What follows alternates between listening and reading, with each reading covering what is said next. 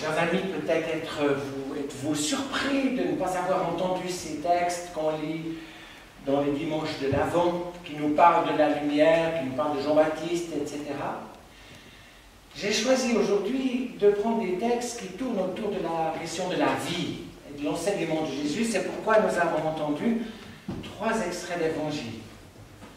Peut-être vous souvenez-vous qu'il y a quelques semaines, un article de journal déplorait que les églises avaient fait silence devant ces questions, déplorait le silence des églises devant la question de la pandémie.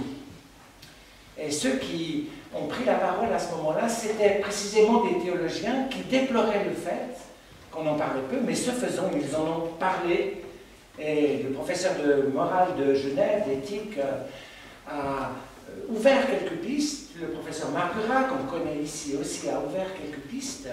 Et je me suis dit, ce serait peut-être bien ce matin, si vous permettez d'ouvrir quelques pistes aussi, sur ce sujet qui nous touche tous, ce sujet qui est vraiment hautement problématique. Quand on dit un mot, on s'écarte, on se ravance, ça suscite des questions, ça suscite même quelquefois des réactions violentes.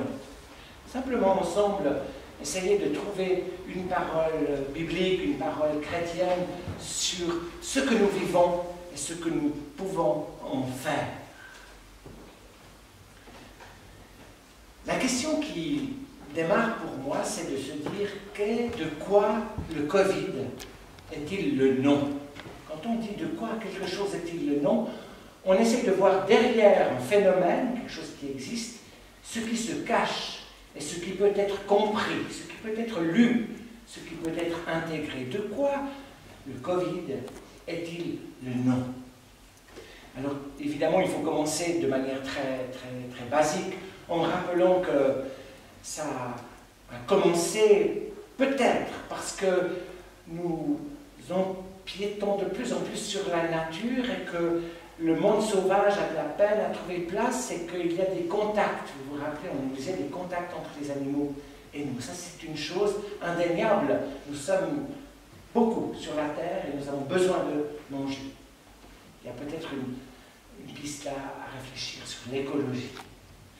La deuxième chose qu'il faut dire, c'est que c'est très associé à ce qu'on appelle la mobilité.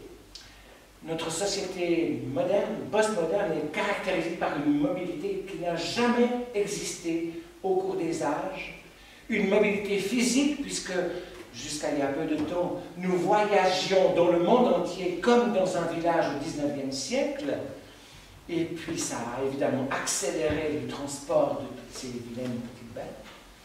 Et puis aussi la mobilité d'information, de communication, puisqu'on sait en temps réel tout ce qui se passe dans le monde, vraiment de manière automatique, et quelquefois ça peut poser des problèmes de surinformation et de panique qui vont avec ces chiffres qu'on entend, ces choses-là. Peut-être certains d'entre vous s'en rappellent, ou pas justement. Dans les années 60, en 68-69, la grippe de Hong Kong a décimé plus d'1 million de victimes dans le monde.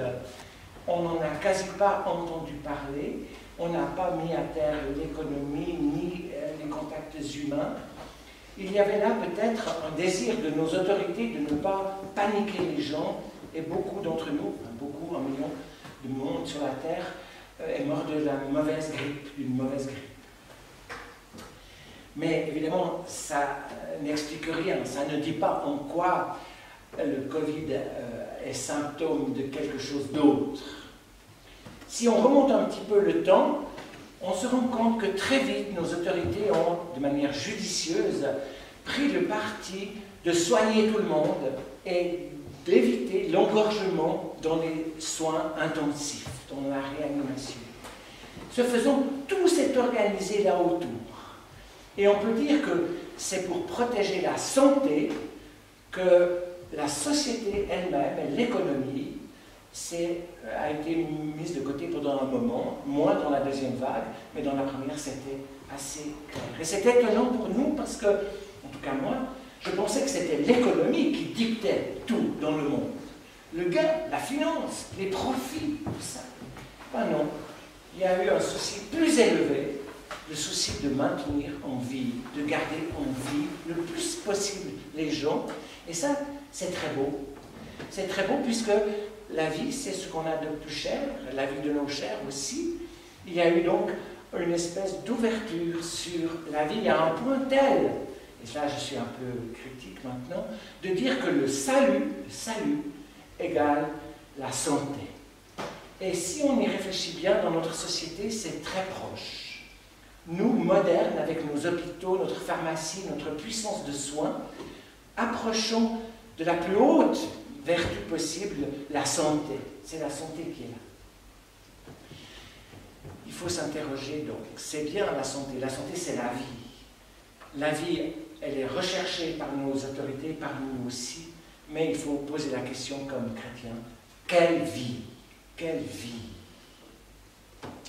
Je me suis pris au jeu de regarder dans le Nouveau Testament, chaque fois que le mot vie apparaissait, quel était le mot grec qui était dessous? Parce qu'il y a souvent plusieurs mots grecs pour un seul mot français. Il peut y avoir l'inverse aussi. Et quand on lit les textes bibliques dans le Nouveau Testament, on observe qu'il y a principalement 3 mots ou 3 verbes pour la vie. La vie. Le premier qui vient à l'évidence, qui est la condition de base, c'est le mot bios, la biologie. On connaît ce mot-là dans la nourriture biologique, etc. Et on a tout un travail de conscience qui est très important pour ça. Le deuxième mot, on le connaît moins en français, mais c'est un prénom féminin, c'est Zoé, Zoène. Et ça traduit aussi la vie. Et puis le troisième mot, là, il est surprenant, c'est le mot psyché, qui donne psyché, qui donne âme en français, et qui est parfois traduit par vie. Quand on lit les différentes traductions de la Bible, on se rend compte que ce mot est là. Alors, arrêtons-nous un moment sur ces 3 mots et regardons ce que Jésus en dit pour essayer d'étoffer notre concept de vie et de trouver des valeurs qui soient fortes, qui nous permettent de tenir le coup dans l'épreuve, dans la difficulté, voire plus que ça. Alors, ce qui est curieux, c'est que le mot bios, il apparaît une dizaine de fois. Et chaque fois pour caractériser la vie dans ce qu'elle a de matériel, les biens matériels. Le fils prodigue, quand il n'a plus rien du tout, il se dit, chez mon père, il y a de la vie, il y a du bios, et il décide de rentrer. Donc, il s'agit de simplement manger, là. Il y a aussi le mot bios dans la veuve, cette femme qui donne de son nécessaire, de sa vie. C'est le mot bios qui est là. Et puis le mot bios, il est encore 4 fois dans les épîtres pour qualifier, on pourrait dire, ce qui est la vie biologique, évidemment indispensable, sinon on n'est pas là, mais qui reste très très basique, comme ça, très fonctionnel, un petit peu comme tout ce qu'on étudie en sciences à l'école sur la vie, ou ce que les scientifiques nous décrivent sur la vie. Et ce qui est surprenant, c'est que les 2 autres mots, le mot zoé, zoène, et puis le mot psyché, ils apparaissent une centaine de fois dans la Bible. Sans l'un, sans l'autre, à peu près. Ça change un peu en fonction des manuscrits. Alors, vous voyez, il y a déjà une sacrée amplitude. Et quand on voit le mot zoène, ou zoé, on l'utilise pour des réalités, Jésus l'utilise pour des réalités qui dépassent la simple vie biologique. Il utilise ce mot pour dire des réalités de vie qui sont d'une dimension supérieure à celle dont on a l'habitude quand on est simplement au niveau du bios, au niveau de l'existence physico-chimique, si on veut dire. Et c'est étonnant parce que c'est Jean l'évangéliste qui l'utilise le plus. Il l'utilise dans des paroles extrêmement importantes du point de vue chrétien, dont « Je suis la résurrection et la vie, celui qui croit en moi vivra, combien il serait mort, combien même il serait mort. » Vous voyez, cette vie-là, c'est plus que la vie biologique. C'est une vie qui continue jusque dans l'éternité. Et ça, c'est Jean qui l'utilise aussi en disant qu'il veut pour chacun d'entre nous la vie, mais la vie en abondance. Vous connaissez ce terme très important. On n'est pas là pour vivoter, on est là pour une vie pleine et abondante. Et ce mot zoène est employé souvent en rapport avec un autre mot, aionon, un peu compliqué, qui veut dire l'éternité. Donc, vous voyez, il y a une ouverture dans Zoé qui va plus loin que notre existence terrestre. Alors, je ne nie pas l'importance de notre existence terrestre, mais on sait bien qu'elle a un commencement et puis elle a une fin, et que notre espérance, si c'est seulement pour ce temps, c'est pas grand-chose. C'est l'apôtre Paul qui le dit dans 1 Corinthiens 15. Ça, c'est pour Zoé. Zoé. Tu t'appelles pas Zoé, non? L'autre mot plus surprenant, c'est ce mot psyché, qu'on connaît, psychisme, et qui ouvre une autre forme de la santé. Dans notre société, la santé est prise en charge pas mal par la médecine, pour le psychisme, mais aussi un peu par la parole, par la thérapie. Donc on a déjà une ouverture là, mais ce mot psyché, en grec, on le traduit en français par âme. Ça passe par anima dans la version latine, dans la Vulgate. Et on voit là presque un degré de plus encore que Zoène, parce que ce mot psyché, il décrit que notre être est composé de plus que ce qui se voit, que ce qui se compte. Je ne sais pas si vous le savez, mais si on va chez le droguiste et puis qu'on dit j'aimerais acheter tout ce qui constitue mon corps, je l'invente maintenant, je ne l'invente pas, mais je n'en rentre pas dans le détail.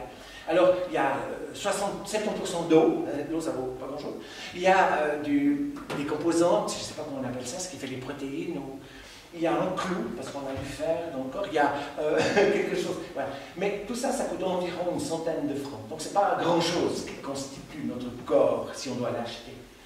Il y a donc une dimension infiniment supérieure à psyché, et c'est là qu'on rencontre ces textes où Jésus nous dit qu'il y a une autre dimension dans la vie, qui est la dimension spirituelle, la dimension verticale, et c'est dans Luc et dans Matthieu, dans des passages très célèbres, où il dit le corps est plus que le vêtement, et la nourriture plus que, et là j'ai un blanc, c'est dans Matthieu 6, quelqu'un peut-il m'aider? C'est pas bien grave, c'est l'idée qu'il y a plus que nous quand on est là. Il y a une réalité plus profonde. C'est aussi Jésus qui développe cette parole qu'on a entendue. Il faut que je la cherche. À quoi sert-il à l'homme de gagner le monde entier s'il perd sa psyché, sa vie, son âme? Et c'est intéressant pour nous dans notre société puisqu'on passe son temps en fait à gagner le monde entier. Et souvent on perd un peu notre âme. On perd un peu notre profondeur, on perd un peu nos racines. Il y a à quoi sert de gagner le monde entier si on perd son âme?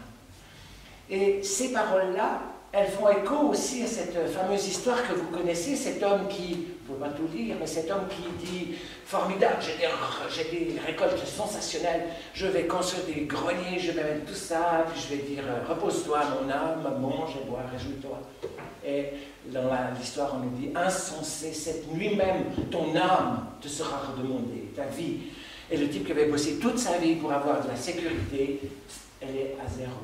Alors évidemment, c'est des paroles qui sont un peu difficiles à entendre, mais c'est des paroles profondément chrétiennes, parce qu'elles développent une autre vie, une autre réalité, alors qui ne nie pas la réalité concrète, mais qui lui donne cette dimension abondante. J'avais commencé en disant de quoi le Covid est-il le nom, de quoi est-il le symptôme. Dans notre société, il est le symptôme qu'on s'intéresse presque exclusivement aux choses matérielles. On est matérialiste maintenant, très très fortement. Ça a révélé ça. Alors notre corps physique, c'est aussi nos relations. Mais il y a une autre dimension à développer, elle est en nos mains comme chrétiens, de développer ce zoé et ce psyché. De développer, de dire que la vie c'est plus, que c'est autre, c'est plus grand, c'est plus important. Et ça développe une grande colonne vertébrale à l'intérieur de nous. J'aimerais même dire que ça développe peut-être, ça ne coûte rien de dire, notre système immunitaire. Pas se laisser affoler, paniquer chaque jour, voilà des noms de gens qui meurent. Par rapport à quoi? Comment? Non, il y a une espérance, il y a une vie plus grande que cette vie qu'on connaît, qui est seulement celle du commerce, de la mécanique et de la science. Il y a une vie qu'il faut redévelopper dans notre monde, c'est la vie spirituelle.